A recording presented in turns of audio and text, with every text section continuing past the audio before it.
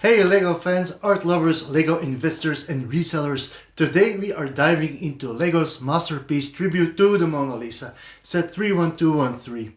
It's not just a pretty face, we're uncovering the secrets hidden in the parts, its investment potential, and whether it's worth your hard-earned green plates, if you know what I mean.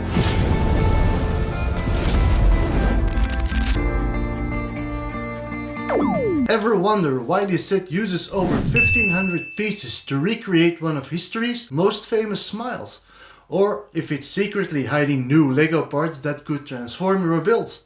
Stick around as we break down why collectors, resellers and investors are watching this set very closely. So first, let's talk about the basics. This is set 31213 from Lego's art series and was released on October 1st, 2024, featuring 1503 pieces. It's a mosaic style build measuring 37 centimeters tall and 24 centimeters wide, or 14 by 5 by 9 inches when completed. And here's a fun fact for you. The real Mona Lisa painting measures 77 centimeters tall and 53 centimeters wide, which means that the Lego version is close to half the size of the real one, which was painted by Leonardo da Vinci in the early 1500s and can be seen at the Louvre in Paris, France. The recommended retail price for this set is around 100 euros, but if you do some online searching, I am pretty sure that you might find better deals out there and can save you some money. One of the main questions all collectors and resellers are asking themselves: is this a good investment? Usually sets are improving in value after they go out of production. This means that the supply goes down, but the demand will either stay the same or grow. And in that case, the resale price will rise as well. The Mona Lisa is presumably set to retire half around 2026, so it's a little bit early to say for sure. But if we look at other retired sets of the art team, like set 31200 Star Wars Sid or 31204 Elvis Presley, which are two sets among others who have done quite well after retiring, that the Mona Lisa could be following in their footsteps. But time will tell. Here's where things get exciting. The Mona Lisa comes with a high amount of recolored elements, so for the builders among you that like to work in earthy tones, this is straight up your alley. Many parts are in light nougat, and considering this color was used as a skin tone for minifigs, it's quite remarkable that this recoloring wasn't done before. In this set, you can also find a relatively new color, which is medium tan. This color was previously used in just one set, Harry Potter Brickheads or 4616, and only contained 4 bricks in that color. So the Mona Lisa might give you a start in building an inventory for this color.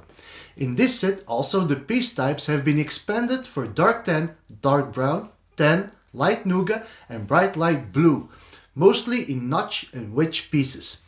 And I'm sure if you have seen the set, you surely must have noticed the frame.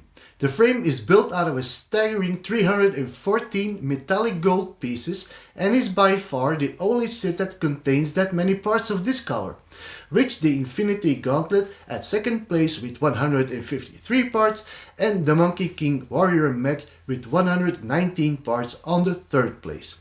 If you are a Bricklink or a Brick Owl seller and your plan is to resell the pieces separately, then I can safely say that this set has an excellent POV value of 335 euros based on the last 6 months sales average. When you follow the instructions, the first thing you build is the frame.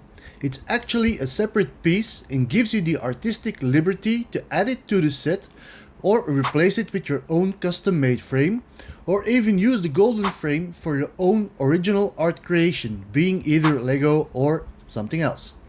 In other words, even though the set is a recreation of a static painting, it still gives you options for customization. Another customization you can do right out of the box is experimenting with a more abstract expression for the Mona Lisa.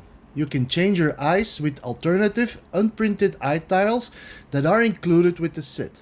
I don't think many people will be doing this, but props to LEGO for providing the option to do so. As far as the building experience, it actually follows how the painting was originally created, with layers upon layers of exquisite detail to achieve depth and perspective. In the LEGO version, you layer plates and tiles of various colors, adding more and more depth, sometimes almost completely covering over previous layers. This technique allows fine lines, curves and subtle gradation of color on a relatively small canvas. The coloration of the set looks very nice. The background with its subtle blues and tans remains modest behind the shape of the main figure. Mona Lisa's dress, especially the black sections, makes her stand out but retains the colors of the original painting. And also a small fun fact, if you open the instructions and scan the QR code inside, you will be able to listen and enjoy to a timeless soundtrack that adds to the appeal of LEGO's Mona Lisa.